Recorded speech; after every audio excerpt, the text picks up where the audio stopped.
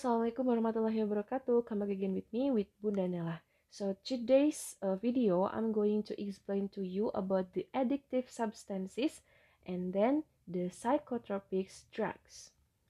In Indonesian term, that is called by nafza. Nafza itself is come from narkotika, psikotropika, dan zat addictive. But in English, we just learn about the psychotropika and addictive substances. Okay, in the previous meeting, you have known that addictive substance is the substance that act on our nervous system and leads to dependence and addiction. Dependence itu artinya ketergantungan. Sedangkan addiction di sini artinya kecanduan. Kedua hal ini berbeda ya teman-teman. Kembali lagi ke bahasan yang sebelumnya. The addictive substance is also different with the additive substance. Kalau addictive substance mah a substance that act on our nervous system and leads to dependence and addiction. Tapi kalau additive is the substance added to the food. Yeah, so it's very different. And then the psychotropic drugs is a substance that changes the brain function and affect in mind, emotions, and behavior. That's psychotropic drugs. This is the three example of psychotropic drugs. The first, the very lowest from three of these example is amphetamine. The second one is ecstasy, and the third one is crystal meth. The crystal meth is the very dangerous. Then the two of this. So the crystal meth itu paling bahaya karena efeknya juga lebih bahaya. This is amphetamine. Amphetamine is a strong synthetic stimulant. Stimulan itu adalah obat yang menginduksi rasa energi dan kewaspadaan. It increases the heart and respiration rates as well as blood pressure. The immediate effect atau efek jangka pendeknya is feeling of energy, excitement, increased confidence, and concentration.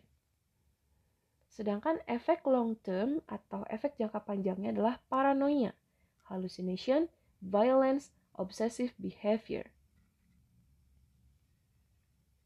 The second one is ecstasy.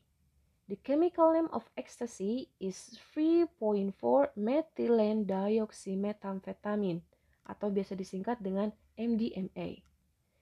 This is a stimulant and hallucinogen. Hallusinogen itu adalah obat yang menyebabkan penyimpangan persepsi sebagai halusinasi.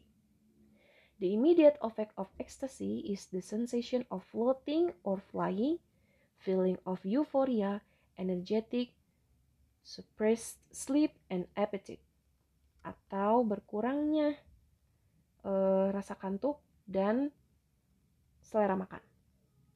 The long-term effect of ecstasy itu adalah dehydration atau kekurangan cairan, elevated anxiety, hallucination, aggressiveness, and even brain damage. Bahkan bisa menyebabkan kerusakan pada otak. That's ecstasy. Nah, sekarang kita masuk ke crystal meth. The chemical name of crystal meth is methamphetamine. It's a synthetic and highly addictive stimulants. Ini harusnya addictive ya guys. Nah, immediate effect dari crystal meth ini ialah instant euphoria and alertness. The long-term effect of it is erratic and violent behavior, severe mood swing, heart attack, dan bahkan kematian. Nah, sekarang kita akan masuk ke addictive substance. We shall look at the addictive substance found in cigarettes and alcohol. The first is cigarette atau rokok. Terdapat 7.000 zat berbahaya yang ada pada rokok. Sedangkan terdapat lebih dari 60 zat yang dapat menyebabkan kanker di dalam rokok. Nah, ini ada 3 contoh bahan berbahaya yang ada pada rokok. Yang pertama ada carbon monoxide atau karbon monoksida. It dangerous because of binds strongly with the hemoglobin in blood, making hemoglobin unable to carry oxygen around the body. Maksudnya apa, Bun? Maksudnya gini. Di dalam tubuh kita pasti punya yang namanya paru-paru kan? Nah, paru-paru ini fungsinya adalah untuk bernafas, yaitu mengambil oksigen dari luar dan menggantikannya dengan CO2.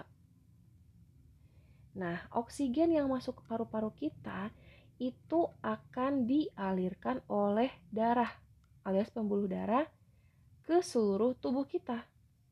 Untuk apa, Bunda? Ya, untuk menghasilkan atau menyalurkan nutrisi, untuk menghasilkan tenaga dan sebagainya. Nah, sedangkan bagi orang yang merokok, si karbon dioksidanya itu akan tergantikan oleh karbon monoksida.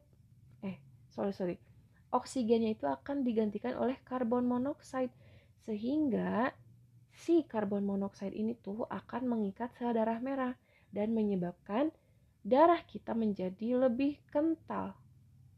Kalau darah menjadi lebih kental, pemberian atau pengangkutan nutrisi pada tubuh itu tidak akan berjalan dengan maksimal. Jadi karbon dioksida ini sangat berbahaya untuk tubuh kita.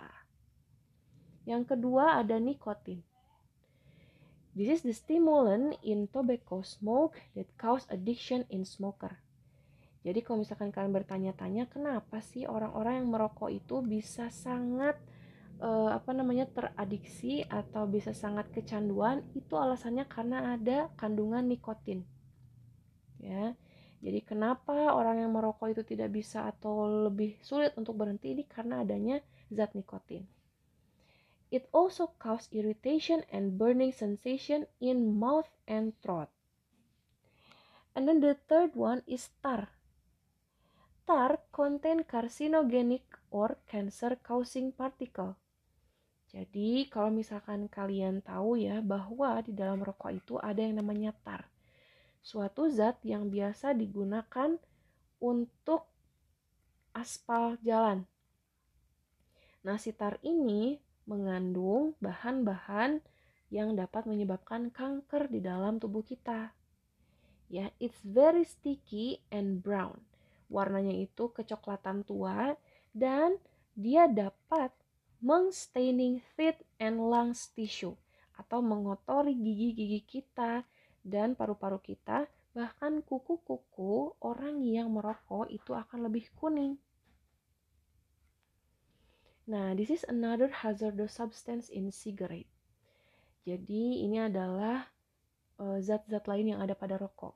Yang pertama ada hidrogen cyanida atau HCN. Itu adalah zat beracun yang biasa digunakan pada racun tikus. Berikutnya ada arsen. Dia adalah zat kimia yang sangat beracun. Dan berikutnya ada polonium. Dia merupakan zat radioaktif. Oke, bisa kalian ingat ya. Nah, yang kedua ini ada alkohol ya teman-teman.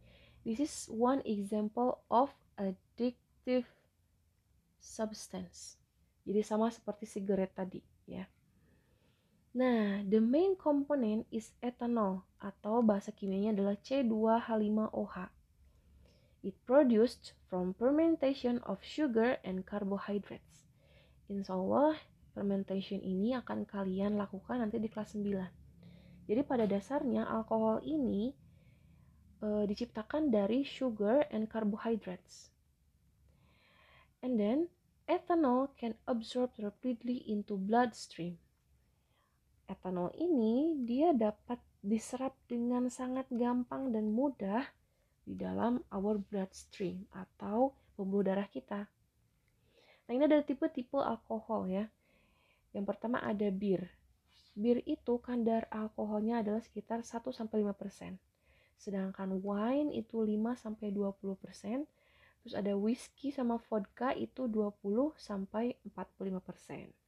Ya, ini this is the type of alcohol. Padahal masih banyak sih contoh-contoh lainnya seperti soju, terus ada champagne dan lain sebagainya. Nah, ini risk of health atau resiko pada kesehatan, dia can lead behavior changes, slurred speech, and hallucination. Pokoknya orang-orang yang mengkonsumsi alkohol itu akan ada perubahan perilaku dalam dirinya. Dia juga dapat melakukan halusinasi ya dan sebagainya. It also leads high blood pressure, heart disease, stroke, and liver disease. And then driving after drink, this can cause accident. Makanya nggak boleh saat kita berkendara, terus kita habis minum alkohol, itu nggak boleh banget. Apalagi kita sebagai umat Islam itu sangat diharamkan untuk mengkonsumsi alkohol. Nah, this is the preventive from addictive and psychotropic substance. The first, you have to increase faith in God. Kalian harus meningkatkan keimanan kalian ya pada Tuhan atau kepada Allah Subhanahu wa taala. And then the second is maintain harmony and good communication within family and society. Karena biasanya orang-orang yang mengkonsumsi adiktif sama psikotropika itu mereka kurang harmonis dengan keluarga. Mereka tidak bisa berkomunikasi dengan baik dengan keluarga, bahkan dengan teman-temannya, sehingga pelariannya kepada hal-hal yang salah. Terus berikutnya ada encouraging positive peer influence in beneficial activity. Harus pintar-pintar cari teman ya. Harus pintar-pintar cari teman, jangan sampai kita mendapatkan teman yang memberikan efek buruk bagi diri kita. Nah, ini ada curative atau pengobatan from the addictive ya and psychotropic substance. Pertama ada terapi. The therapy is mental or medical control towards the addiction. And then the second one is detoxification, is removal of the poison gradually. And then the third ini rehabilitation, is preventing the return to addiction. Jadi rehabilitasi mah dia mengandung detoxification iya sama terapi iya. Jadi rehabilitation ini bagi orang-orang yang sudah sangat kecanduan. Seperti itu. Oke, nah ini zat adiktif lainnya bahwa selain rokok dan alkohol ada kafein sama ada zat inhalensa. Kafein ini terdapat pada kopi, terus pada teh dan sebagainya. Terus berikutnya ada zat inhalensa. Zat inhalensa itu contohnya seperti lem, ya. Ini dapat menyebabkan ketagihan, euforia, kesenangan dan halusinasi juga. Zat inhalensa ini merupakan zat yang mudah menguap. Contoh lainnya seperti lem, bensin, terus spidol marker dan lain sebagainya. Oke, that's all from me. Thank you so much for your watching. Wassalamualaikum warahmatullahi wabarakatuh.